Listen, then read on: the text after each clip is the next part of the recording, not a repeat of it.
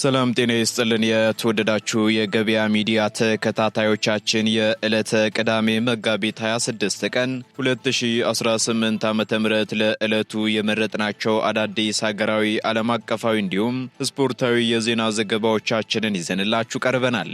የዜና ዘገባዎቻችንን ስፖንሰር ያደረገልን አጋራችን ደግሞ የሮሃ ፎሬክስ ቢሮ ነው።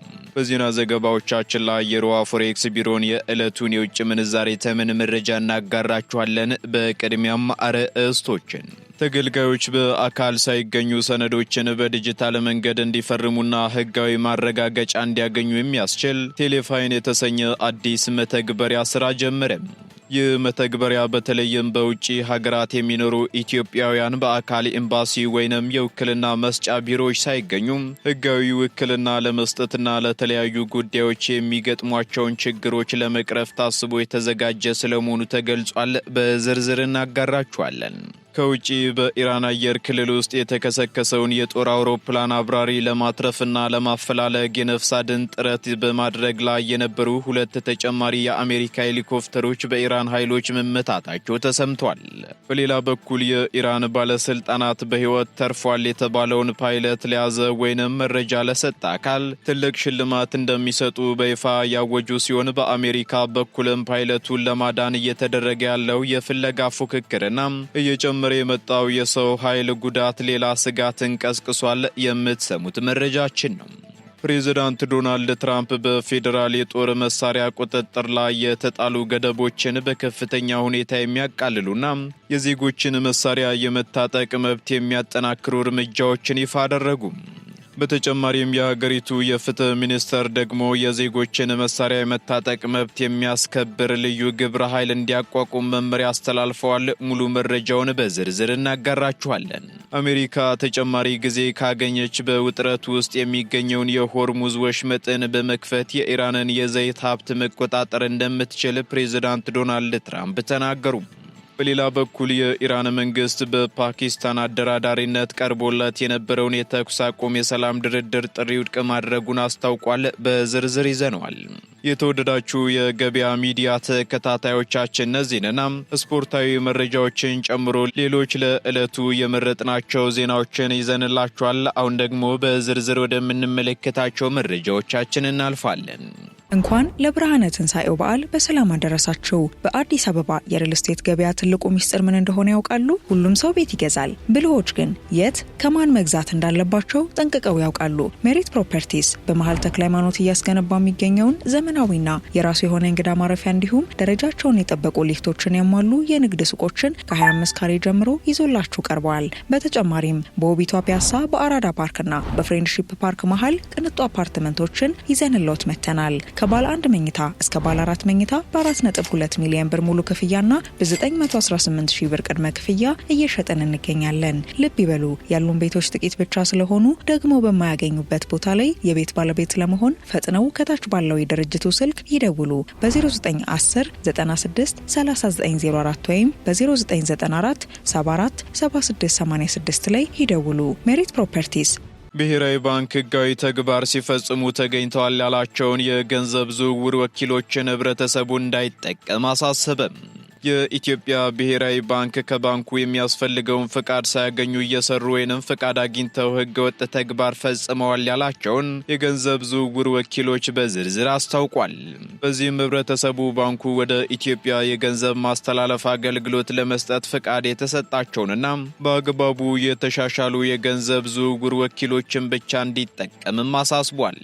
ነገር ግን ከኢትዮጵያ ብሔራዊ ባንክ የሚያስፈልገውን ፍቃድ ሳያገኙ እየሰሩ መሆናቸውን ወይንም ደግሞ ቀደም ሲል ፍቃድ አግኝተው ህገወጥ ተግባር ፈጽመዋል የተባሉ በርካታ የገንዘብ ዝውውር ወኪሎች መገኘታቸው ተነግሯል።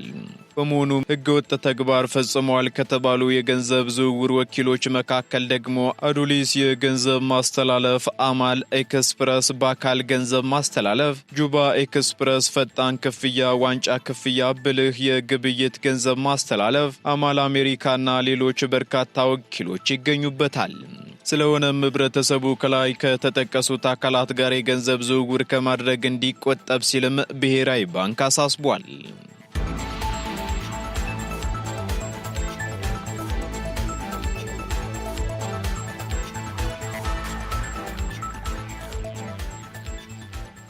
ኢትዮ ቴሌኮም በኦንላይን ሰነዶችን ለማረጋገጥ የሚያስችል የዲጂታል ፊርማ አገልግሎት አስጀመረ። ኢትዮ ቴሌኮም ተገልጋዮች በአካል ሳይገኙ ሰነዶችን በዲጂታል መንገድ እንዲፈርሙና ሕጋዊ ማረጋገጫ እንዲያገኙ የሚያስችለውን ቴሌሳይን የተሰኘ ሶሉሽን በይፋ ስራ አስጀምሯል። በዚህም ከውጭ ጉዳይ ሚኒስቴር፣ ከፍትህ ሚኒስቴር እንዲሁም ከፌዴራል ሰነዶች ማረጋገጫና ምዝገባ አገልግሎት ጋር በመተባበር የቀረበው ይህ ሲስተም ተገልጋዮች ካሉበት ሆነው የመንግስት አገልግሎቶችን በኦንላይን እንዲያገኙ ለማስቻል ያለመ ነው ተብሏል። በተለይም በውጭ ሀገራት የሚኖሩ ኢትዮጵያውያን በአካል ኤምባሲ ወይንም የውክልና መስጫ ቢሮዎች ሳይገኙ ህጋዊ ውክልና ለመስጠትና ለተለያዩ ጉዳዮች የሚገጥማቸውን የጊዜና የጉዞ ችግር ለመቅረፍ ታስቦ የተዘጋጀ ስለመሆኑ ተገልጿል። በተጨማሪም ቴሌሳይን ዜጎች ካሉበት ሆነው የሰነድ ማረጋገጥ፣ የውክልና ስልጣንንና የጥበቃ ፈቃድ አገልግሎት እንዲያገኙ ያስችላል ተብሏል። በሌላ በኩል በዲጂታል መንገድ ከሚያከናውናቸው ዋና ዋና አገልግሎቶች መካከል የውክልና ስልጣን አንዱ ሲሆን ይህም የዲያስፖራው ማህበረሰብም ሆነ በሀገር ውስጥ የሚገኙ ዜጎች በአካል ኤምባሲ ወይንም ቢሮ ሳይገኙ የውክልና ስልጣን ለመስጠትም ሆነ ለማንሳት ያስችላል ነው የተባለው። በተጨማሪም ድርጅቶችና ዜጎች ማንኛውንም ህጋዊ ሰነድ ካሉበት ቦታ ሆነው በዲጂታል መንገድ እንዲያረጋግጡ የሚያስችል የሰነድ ማረጋገጥ አገልግሎትን ያካተተ ሲሆን የህግ ባለሙያዎችም የጠበቃ ፈቃድ ለመስጠትና ለማደስ የሚጠቀሙበት የተቀናጀና ወረቀት አልባ አሰራር በሶሉሽን ውስጥ መካተቱም ተገልጿል።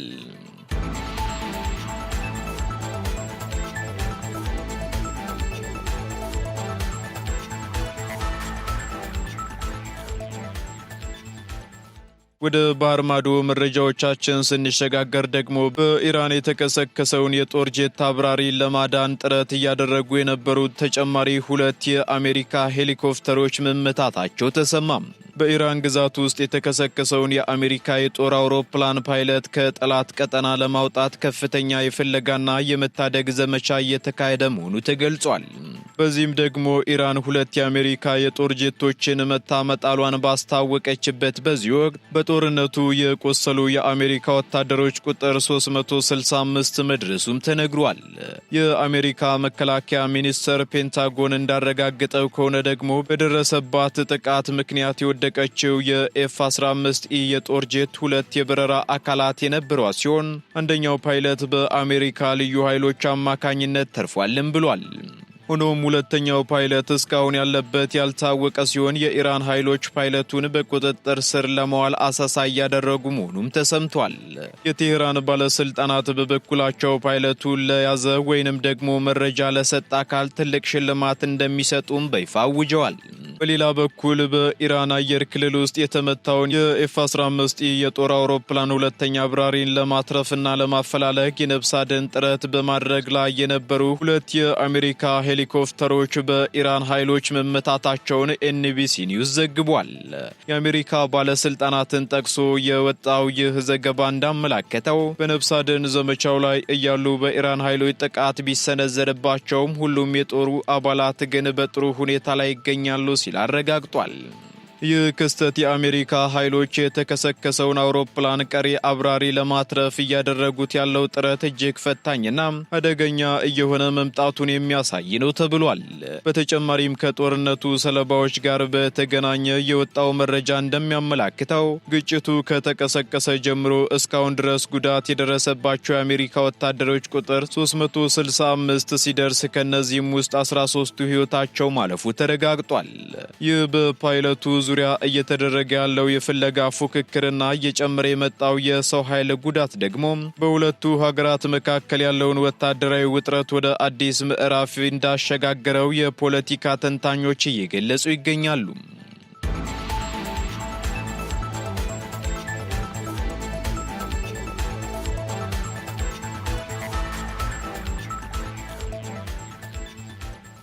ፕሬዝዳንት ዶናልድ ትራምፕ የጦር መሳሪያ ቁጥጥር ሕጎችን የሚያላሉ የ2026 በጀት እቅዶችን ይፋ አደረጉ።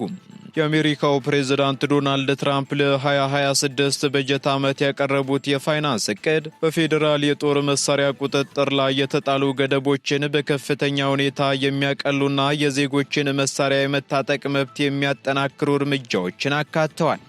እነዚህ አዲስ የበጀት ድልድሎች ደግሞ በቀድሞው አስተዳደር ተግባራዊ የተደረጉ የቁጥጥር ስርዓቶችን የሚቀለብሱና የጦር መሳሪያ ተደራሽነትን የሚያሰፉ ናቸው ተብሏል።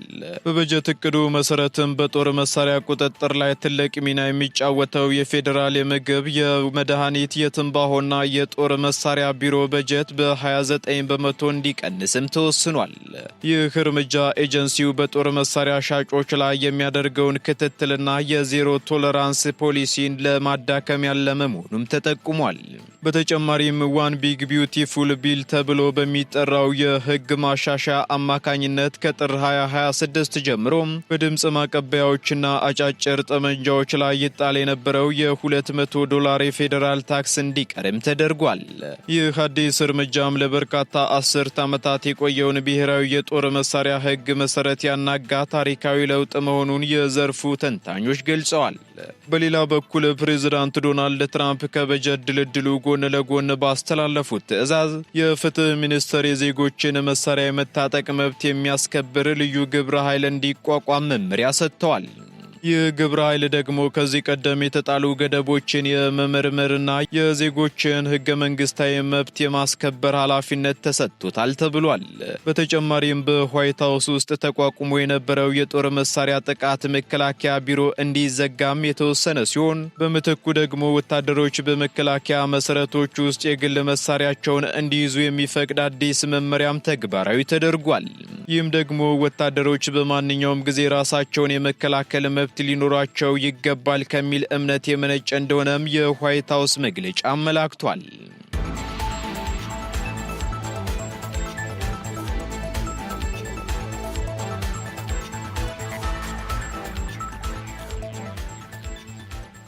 ቴሄራን በፓኪስታን አደራዳሪነት የቀረበላትን የተኩስ አቁም የድርድር ጥሪ ውድቅ ማድረጓ ተገለጸ። የኢራን መንግስት በፓኪስታን አስተባባሪነት ቀርቦለት የነበረውን የተኩስ አቁም የሰላም ድርድር ጥሪ ውድቅ ማድረጉ ተሰምቷል።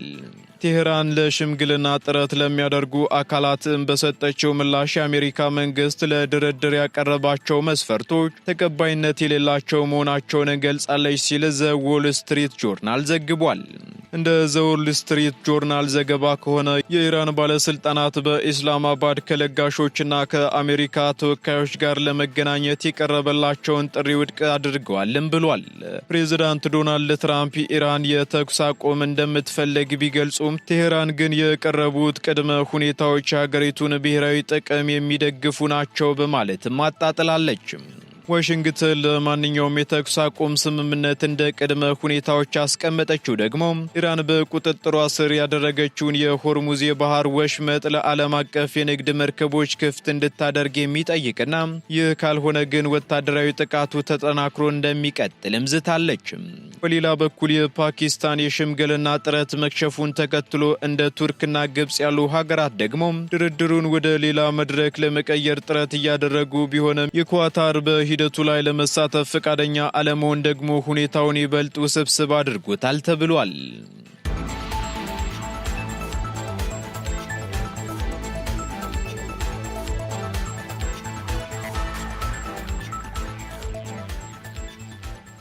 ወደ መጨረሻው ዝርዝር መረጃችን ስንሸጋገር አሜሪካ ጥቂት ተጨማሪ ጊዜ ካገኘች ኢራንን የዘይት ሀብት ትወስዳለች ሲሉ ፕሬዝዳንት ዶናልድ ትራምፕ ተናገሩ። የአሜሪካው ፕሬዝዳንት ዶናልድ ትራምፕ አሜሪካ ተጨማሪ ጊዜ ካገኘች በአሁኑ ወቅት በውጥረት ውስጥ የሚገኘውን የሆርሙዝ የባህር መስመር በመክፈት የኢራንን የዘይት ሀብት መቆጣጠር እንደምትችል አስታውቀዋል። ፕሬዝዳንቱ በማህበራዊ ትስስር ገጻቸው ላይ ባሰፈሩት መልእክት አሜሪካ የባህር መስመሩን በመክፈት የኢራንን ዘይት ለራሷ ጥቅም ማዋል እንደምትችልና ይህም ደግሞ ለሀገሪቱ ከፍተኛ የኢኮኖሚ ምንጭ እንደሚሆን ገልጸዋል። ትራምፕ አክለውም ጥቂት ተጨማሪ ጊዜ ቢሰጠን ዘይቱን ወስደን ከፍተኛ ሀብት ማፍራት እንችላለን ብለው ይህም ለዓለም ትልቅ ሲሳይ ይሆን ነበር ሲሉ ተናግረዋል። ይህ መግለጫ የወጣው ደግሞ በኢራንና በአሜሪካ መካከል ያለው ወታደራዊ ግጭት በበረታበትና ኢራን ደግሞ ቁልፍ የሆነውን የሆርሙዝ የባህር መስመር በዘጋችበት ወቅት ነው። ፕሬዝዳንቱ አሜሪካ ቀደም ሲል በኢራን መሰረተ ልማቶች ላይ ጥቃት መፈጸሟን አስታውሰው በቀጣይም ደግሞ የኤሌክትሪክ ኃይል ማመንጫዎችን ጨምሮ ሌሎች ቁልፍ ስፍራዎች ላይ ጥቃት ሊሰነዘር እንደሚችልም አስጠንቅቀዋል። ትራምፕ የኢራንን የዘይት ሀብት የመቆጣጠር ፍላጎት ያሳዩት ደግሞ አሜሪካ ለጦርነቱ የምታወጣውን ወጪ ለመተካት በሚል እንደሆነ ተነግሯል። ይሁን እንጂ ይህ አቋማቸው በተለያዩ የፖለቲካ ተንታኞች ዘንድ ሀብት የመቀማት ፍላጎት በሚል ትችት እየቀረበበትም ይገኛል ተብሏል። በአሁኑ ወቅትም በሁለቱ ሀገራት መካከል ያለው ውጥረት በዓለም አቀፍ የነዳጅ ገበያ ላይ ከፍተኛ የዋጋ መናር እያስከተለ ሲሆን የአሜሪካ መንግስት ግን ጦርነቱን በአጭር ጊዜ ውስጥ አጠናቆ የባህር መስመሩን ወደ ነበረበት የመመለስ ግብ እንዳለው እየገለጸ ነው።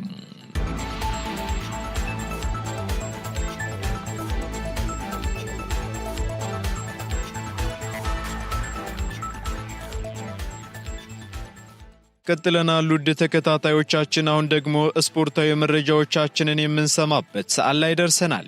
ስፖርታዊ መረጃዎችንም መኮንን አልማው አዘጋጅቷቸዋል። ተከታትለን እንመለስ። አመሰግናለሁ መላኩ። እንደምን ዋላችሁ ውድ የገበያ ሚዲያ ቤተሰቦቻችን፣ መኮንን አልማው ነኝ። በቀጥታ ወደ ስፖርታዊ ዘገባዎች አመራለሁ። የሀገር ውስጥ ስፖርታዊ መረጃዎችን ቀዳሚ ያደርጋለሁ። ከአፍሪካ ዋንጫ የቅድመ ማጣሪያ መልስ ትላንት የተጀመረው የሲቢኤ ኢትዮጵያ ፕሪሚየር ሊግ የ25ኛ ሳምንት ጨዋታዎች ዛሬም ቀጥሎ ይካሄዳሉ። ቀን 7 ሰዓት ሀዲያ ሆሳዕና ከቅዱስ ጊዮርጊስ፣ 9 ሰዓት ላይ ወላይታ ዲቻ ከኢትዮጵያ ንግድ ባንክ፣ 10 ሰዓት ላይ ኢትዮጵያ መድን ከኢትዮጵያ ቡና እንዲሁም 12 ሰዓት ላይ መቀለ ሰባ እንደርታ ከሲዳማ ቡና ይጫወታሉ። በተጨማሪም ከሀገራት የዓለም ዋንጫ ማጣሪያና ከወዳጅነት ጨዋታዎች መልስ የአምስቱ ታላላቅ የአውሮፓ ሊግ ጨዋታዎች ዛሬ ይደረጋሉ። በእንግሊዝ ኤፍኤ ካፕ የሩብ ፍጻሜ ጨዋታዎች ዛሬ 3 መርሃ ግብሮች ሲካሄዱ ምሽት 1 ሰዓት ከ15 ላይ ቼልሲ በሜዳው ስታንፎርድ ብሪጅ ፖርት ቫሌንስ ሲያስተናግድ፣ ማታ 4 ሰዓት ላይ ደግሞ ሳውዛምፕተን በሜዳው አርሰናልን ይገጥማል። ከነዚህ ሁለት ጨዋታዎች ቀደም ብሎ ቀን 8 ሰዓት ከ45 ላይ ደግሞ እጅግ ተጠባቂው ጨዋታ በማንቸስተር ሲቲና በሊቨርፑል መካከል በኢትሃድ ስቴዲየም ይከናወናል። በማንቸስተር ሲቲ በኩል በዛሬው ጨዋታ ሩበን ዲያዝ እና ጆን ስቶንስ በጉዳት ምክንያት የማይኖሩ ሲሆን ዋታሮ እንዶ፣ አሊሰን ቬከር እና ጀርሚ ፍሪምቦርግ በሊቨርፑል በኩል በዛሬው ጨዋታ የማይኖሩ ተጫዋቾች ናቸው። በዚህ ዓመት ሁለቱ ክለቦች ሁለት ጊዜ የተገናኙ ሲሆን የፔፕ ጋርዲዮላው ክለብ ማንቸስተር ሲቲ ሁለቱንም ጨዋታዎች ማሸነፍ ችሏል። ማንቸስተር ሲቲ ከሊቨርፑል ከዚህ ቀደም 198 ጊዜ የተገናኙ ሲሆን ሊቨርፑል 96 ጊዜ በማሸነፍ የበላይ ሲሆን ማንቸስተር ሲቲዎች በበኩላቸው 49 ጊዜ አሸንፈዋል። ቀሪዎቹ 53 ጨዋታዎች ደግሞ በአቻ ውጤት ተጠናቀዋል። ዛሬስ ጨዋታው ኢትሃድ ስቴዲየም ቀን 8 ሰዓት ከ45 ላይ የሚጀመር ይሆናል። በዓለማችን እግር ኳስ ቁጥር 2 ተወዳጅ በሆነው ስፔን ላሊጋም የ30ኛ ሳምንት ጨዋታዎች ዛሬ ይደረጋሉ። ቀን 9 ሰዓት ሪያል ሶሲዳድ ከሌቫንቴ፣ 11 ሰዓት ከ15 ላይ ማሎርካ ከሪያል ማድሪድ፣ ምሽት 1 ሰዓት ከ30 ላይ ሪያል ቬትስ ከኤስፓኞል እንዲሁም ምሽት 4 ሰዓት ላይ አትሌቲኮ ማድሪድ ከባርሴሎና ይፋለማሉ። በዚህ የ30ኛ ሳምንት የስፔን ላሊጋ መርሃ ግብር አትሌቲኮ ማድሪድ ከባርሴሎና የሚያደርጉት ጨዋታ እጅግ ተጠባቂ ነው። የስፔን ላሊጋን በ73 ነጥብ እየመራ የሚገኘው የካታሎኑ ክለብ ባርሴሎና መሪነቱን ለማጠናከርና ለዋንጫ የሚያደርገውን ጉዞ አስተማማኝ ለማድረግ ወደ ሜዳ የሚገባ ይሆናል። በጀርመናዊው አሰልጣኝ ሃንሲ ፍሊክ የሚመራው ባርሴሎና በላሊጋው ያደረጋቸውን ያለፉትን 5 ተከታታይ ጨዋታዎች ሁሉንም ማሸነፍ ችሏል። ባለሜዳውና በአሰልጣኝ ዲያጎ ሲሞኔ የሚመራው አትሌቲኮ ማድሪድ በበኩሉ በ29ኛ ሳምንት የስፔን ላሊጋ መርሃ ግብር በሪያል ማድሪድ መሸነፉ የሚታወስ ሲሆን በዛሬው ጨዋታ ወደ ድል ለመመለስ ብርቱ ፉክክር እንደሚያደርግ ይጠበቃል። በተጨማሪም በአርጀንቲናዊው አሰልጣኝ የሚመራው አትሌቲኮ ማድሪድ የአውሮፓ ቻምፒዮንስ ሊግ የተሳትፎ ቦታ ለማግኘት የሚያደርገው ጨዋታ በመሆኑ እጅግ አጓጊ ነው። ሁለቱ ቡድኖች በሁሉም ውድድር እርስ በርስ ካደረጓቸው ያለፉት 5 ጨዋታዎች ባርሴሎና 4ቱን በማሸነፍ የበላይነት ሲይዝ አትሌቲኮ ማድሪድ በአንዱ ማሸነፍ ችሏል። የዛሬው ጨዋታ ምሽት 4 ሰዓት ላይ በጉጉት ይጠበቃል። ከአምስቱ ታላላቅ የአውሮፓ ሊጎች መካከል አንዱ በሆነው የጣሊያን ሴሪያ ኤም ዛሬ ከ10 ሰዓት ጀምሮ ጨዋታዎች ይደረጋሉ። ቀን 10 ሰዓት ላይ ሳሱሎ ከካግላሪ ሲጫወቱ፣ ምሽት 1 ሰዓት ላይ ቬሮና ከፊዮረንቲና እንዲሁም ማታ 3 ሰዓት ከ45 ላይ ላዚዮ ከፓርማ ይጫወታሉ። በጀርመን ቡንደስሊጋ ዛሬ በተመሳሳይ ቀን 10 ሰዓት ላይ ሞንቸግላድባህ ከሃይናልደም፣ ቫየር ሊቨርኩሰን ከወልብስበርግ፣ ፍራይቡርግ ከባየር ሙኒክ፣ ሃምበርገር ከኦግስበርግ፣ ሆፈንሄም ከሜንዝ፣ ቨርደር ብሬመን ከአርቢ ሌፕዚንግ ሲጫወቱ ምሽት 1 ሰዓት ከ30 ላይ ደግሞ ስቱትጋርት ከዶርትሙንድ ይፋለማሉ። በፈረንሳይ ሊግ ዋንም ዛሬ አመሻሽ 12 ሰዓት ላይ ስታርስበርግ ከኒስ፣ ምሽት 2 ሰዓት ላይ ብረስት ከኔንስ እንዲሁም ምሽት 4 ሰዓት ላይ ሊል ከሌንስ ይጫወታሉ። ይጫወታሉ። ከሰሞኑኑ መነጋገሪያ የነበረው የአርሰናል ተጫዋቾች ጉዳት የተጠበቀውን ያህል አስፈሪ አይደለም ተባለ። ከሰሞኑኑ በነበረው የሀገራት ጨዋታ በርካታ የአርሰናል ተጫዋቾች በጉዳት ምክንያት ብሔራዊ ቡድናቸውን እየለቀቁ ወደ አርሰናል ተመልሰው ነበር። የመድፈኞቹ አሰልጣኝ ሚካኤል አርቴታም ተጫዋቾቹ ስላሉበት የጉዳት ሁኔታ ዙሪያ ማብራሪያ ሰጥተዋል። እንደ ሚካኤል አርቴታ ገለጻ ኖኑ ማዱኬ፣ ኤቨሬቺ ኤዜ እና ፔሮ ሄንካፔ ከዛሬው ሳውዛምፕተን ጨዋታ ውጪ መሆናቸውን አሳውቀዋል። በሌላ በኩል በጉዳት ላይ የቆየው የቡድኑ አምበል ማርቲን ኦዴጋርድ እና ጁሪያን ቲምበር በዛሬው የአርሰናል ስብስብ ውስጥ እንደሚካተቱ አረጋግጠዋል። የኖኑ ማዱኬ ጉዳት እንደተፈራው አይደለም ያሉት ሚካኤል አርቴታ ከዛ በጣም የራቀ ነው፣ ለተወሰኑ ቀናት ብቻ ከሜዳ ይርቃል ብለዋል። ምናልባትም በዛሬው ጨዋታ የመሰለፍ ዕድል እንዳለውም በርካታ የመረጃ ምንጮች እየጠቆሙ ይገኛሉ።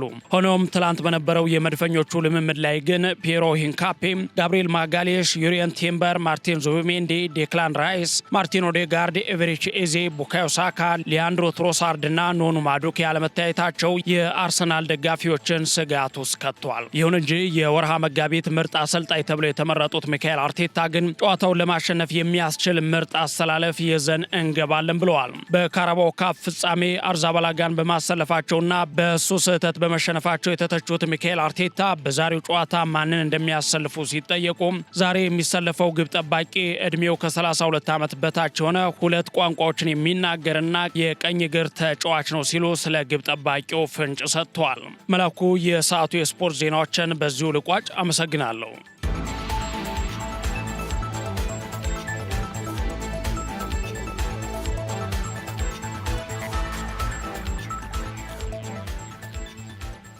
ከስፖርታዊ መረጃዎቻችን ተመልሰናል። የተወደዳችሁ ተከታታዮቻችን፣ በመጨረሻም የሮሃ ፎሬክስ ቢሮን የዕለቱን የውጭ ምንዛሬ ተመን መረጃ እናጋራችኋለን። አንድ የአሜሪካ ዶላር 177 ብር ከ55 ሳንቲም እየተገዛ 181 ብር ከ10 ሳንቲም እየተሸጠ ይገኛል።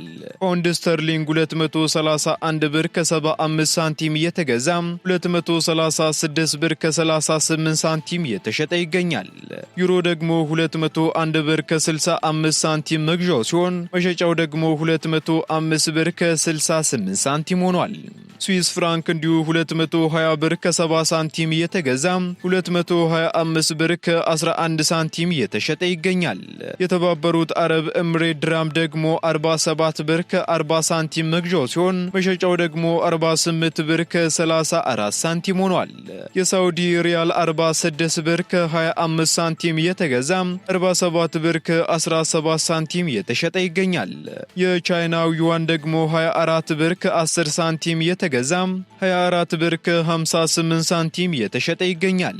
የካናዳ ዶላር እንዲሁ 122 ብር ከ49 ሳንቲም እየተገዛ 124 ብር ከ93 ሳንቲም እየተሸጠ መሆኑን የሮሃ ፎሬክስ ቢሮ የዕለቱ የውጭ ምንዛሬ ተመን መረጃ ያመላክታል።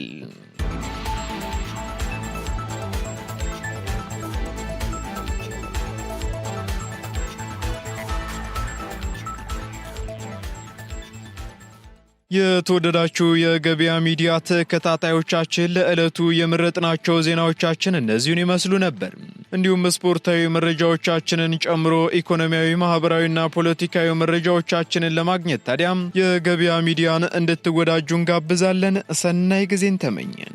እንኳን ለብርሃነ ትንሣኤው በዓል በሰላም አደረሳችሁ። በአዲስ አበባ የሪል ስቴት ገበያ ትልቁ ሚስጥር ምን እንደሆነ ያውቃሉ? ሁሉም ሰው ቤት ይገዛል። ብልሆች ግን የት ከማን መግዛት እንዳለባቸው ጠንቅቀው ያውቃሉ። ሜሪት ፕሮፐርቲስ በመሃል ተክለ ሃይማኖት እያስገነባ የሚገኘውን ዘመናዊና የራሱ የሆነ እንግዳ ማረፊያ እንዲሁም ደረጃቸውን የጠበቁ ሊፍቶችን ያሟሉ የንግድ ሱቆችን ከ25 ካሬ ጀምሮ ይዞላችሁ ቀርበዋል። በተጨማሪም በውቢቷ ፒያሳ በአራዳ ፓርክና በፍሬንድሺፕ ፓርክ መሃል ቅንጡ አፓርትመንቶችን ይዘንሎት መተናል። ከባለ 1 መኝታ እስከ ባለ 4 መኝታ በ4.2 ሚሊዮን ብር ሙሉ ክፍያና በ918 ሺህ ብር ቅድመ ክፍያ እየሸጠን እንገኛለን። ልብ ይበሉ፣ ያሉን ቤቶች ጥቂት ብቻ ስለሆኑ ደግሞ በማያገኙበት ቦታ ላይ የቤት ባለቤት ለመሆን ፈጥነው ከታች ባለው የድርጅቱ ስልክ ይደውሉ። በ0910 96 3904 ወይም በ0994 74 7686 ላይ ይደውሉ። ሜሪት ፕሮፐርቲስ